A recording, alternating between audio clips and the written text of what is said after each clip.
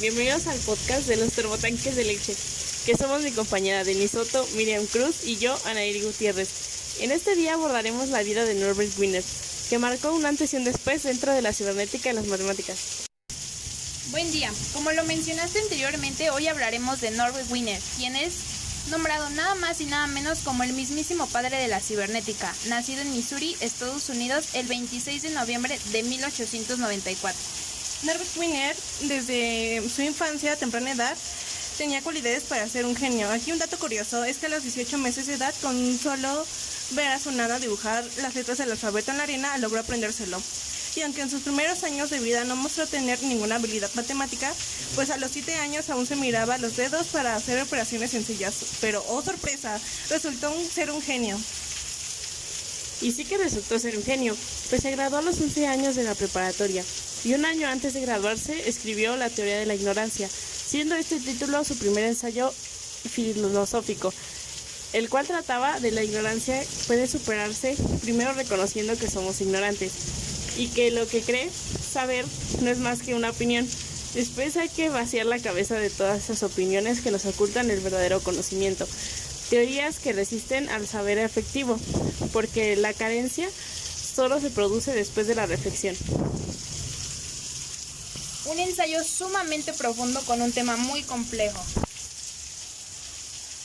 Muy cierto. Por otra parte, Norbert Wiener a los 11 años de edad se convirtió en la persona más joven en ingresar a la universidad. Y para que no pasara desapercibido, para pasar desapercibido, su padre Norbert no inscribió a su hija en la Universidad de Harvard, como era de esperarse, sino en la Universidad de Tufts en Medford, Massachusetts.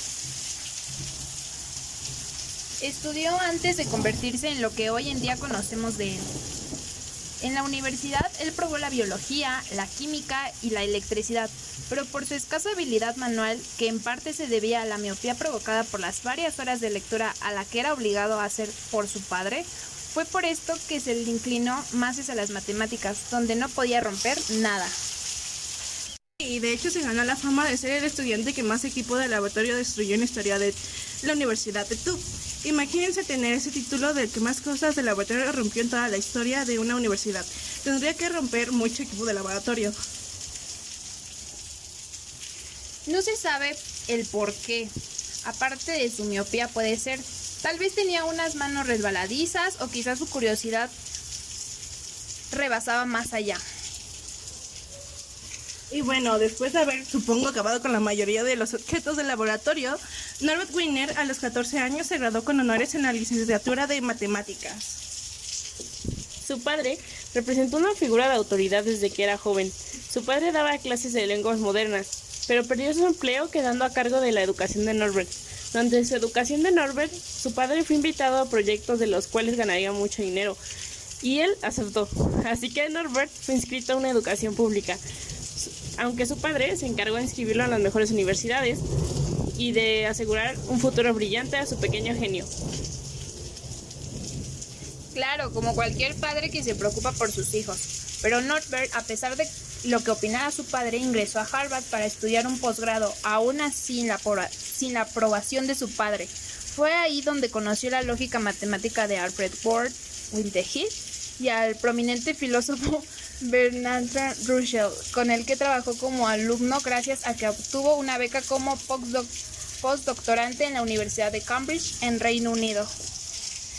Pero después de la desafortunada Segunda Guerra Mundial, Norbert se vio obligado a regresar a Harvard, que de hecho nunca se sintió muy a gusto ahí, pues sus problemas de ansiedad y nerviosismo no pudo superarlos, destacando su desarrollo profesional. Aún así, con todas las dificultades, Norbert entró a ser profesor del Instituto Tecnológico de Massachusetts, a impartir clases de matemáticas para ingenieros del instituto. Norbert marcó un antes y un después dentro del instituto, ya que en estos años el departamento de matemáticas no era casi conocido, pero gracias a él, el Instituto Tecnológico de Massachusetts fue muy importante en sus áreas dedicadas a las matemáticas durante esos años. De la Segunda Guerra Mundial, Wiener fue importante porque trabajó para las Fuerzas Armadas de Estados Unidos y en el proyecto para guiar artillería antiaérea de forma automática, mediante el empleo de radar. También en los años en los que la cibernética era solo un anteproyecto, la mente de Wiener apareció un mexicano que lo ayudó a materializar su idea. Él se llamaba Arturo Rosenbluth. Era un filósofo docente de la Escuela de Medicina de Harvard, que organizaba mensualmente cenas en las que se discutían temas científicos. Entonces Norbert y Arturo se hicieron amigos. Les parecían interesantes los paralelismos que existían entre el funcionamiento de las máquinas y los animales, especialmente en el campo de la retroalimentación. La retroalimentación es la capacidad de los seres vivos o mecánicos de medir o distinguir una señal y actuar en consecuencia. Como un gato usa sus sentidos para ubicarse en el espacio, un robot hace lo mismo con sensores. Pero con el advenimiento de la Segunda Guerra Mundial, Wiener se vio obligado a dejar sus investigaciones y a enfocarse en la construcción de un sistema de predicciones de trayectorias de la artillería antiaérea.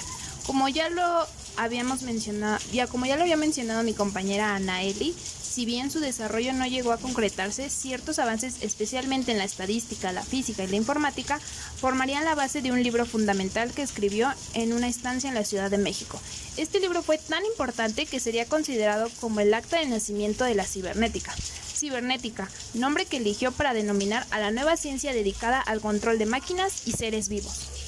Así Wiener definió la cibernética como el campo interdisciplinario que aborda los problemas de organización de procesos de control y transmisión de informaciones en las máquinas y en los organismos vivos.